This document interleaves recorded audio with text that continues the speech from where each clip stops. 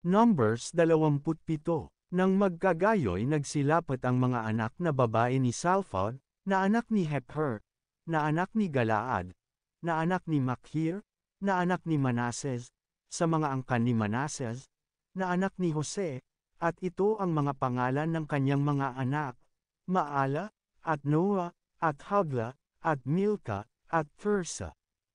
At sila'y nagsitayo sa harap ni Moises, at sa harap ni Eleazar na saserdote, at sa harap ng mga prinsipe at ng buong kapisanan, sa pintuan ng tabernakulo ng kapisanan, na sinasabi, ang aming ama ay namatay sa ilang, at siya'y hindi kasama ng nagpipisang magkakasama laban sa Panginoon, sa pulutong ni Kor, kundi siya'y namatay sa kanyang sariling kasalanan, at hindi nagkaanak ng lalaki.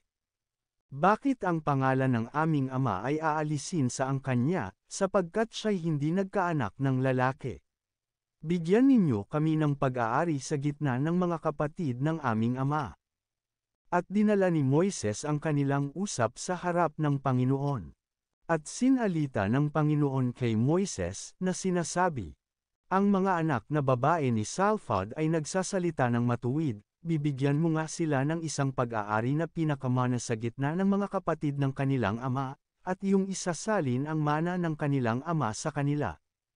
At iyong sasalitain sa mga anak ni Israel, na iyong sasabihin, kung ang isang lalaki ay mamatay, at walang anak na lalaki, ay inyong ang isasalin ang kanyang mana sa kanyang anak na babae. At kung siya'y walang anak na babae, ay inyong ang ibibigay ang kanyang mana sa kanyang mga kapatid. At kung siya'y walang kapatid, ay inyong ang ibibigay ang kanyang mana sa mga kapatid ng kanyang ama.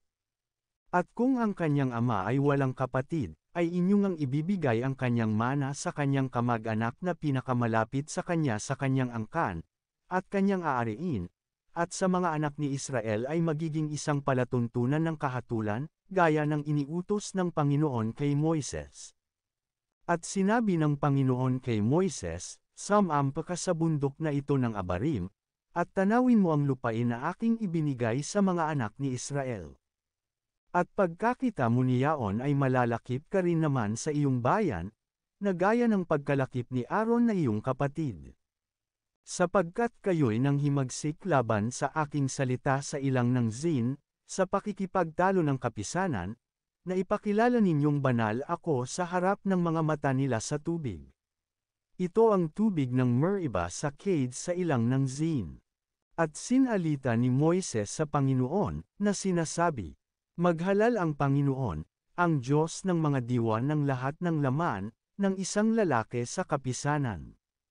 Na makalalabas sa harap nila, at makapapasok sa harap nila, at makapaglalabas sa kanila, at makapagpapasok sa kanila, upang ang kapisanan ng Panginoon ay huwag maging parang mga tupa na walang pastor. At sinabi ng Panginoon kay Moises, ipagsama mo si Josue na anak ni Nun, isang lalaki na kinakasihan ng Espiritu, at ipatong mo ang iyong kamay sa kanya. At iharap mo siya kay Eleazar na saserdote, at sa buong kapisanan, at pagbilinan mo siya sa kanilang paningin. At lalagyan mo siya ng iyong karangalan upang sundin siya ng buong kapisanan ng mga anak ni Israel. At siya'y tatayo sa harap ni Eleazar na saserdote, na siyang mag-uusisa tungkol sa kanya, nang hatol ng urim sa harap ng Panginoon, sa kanyang salita, ay lalabas sila, at sa kanyang salita, ay papasok sila, siya at ang lahat ng mga anak ni Israel na kasama niya, sa makatuwid bagay ang buong kapisanan. At ginawa ni Moises gaya ng iniutos ng Panginoon sa kanya, at kanyang ipinagsama si Josue, at kanyang iniharap kay Eleazar na saserdote, at sa buong kapisanan. At kanyang ipinatong ang mga kamay niya sa kanya, at pinagbilinan niya siya, gaya ng sinalita ng Panginoon sa pamamagitan ni Moises.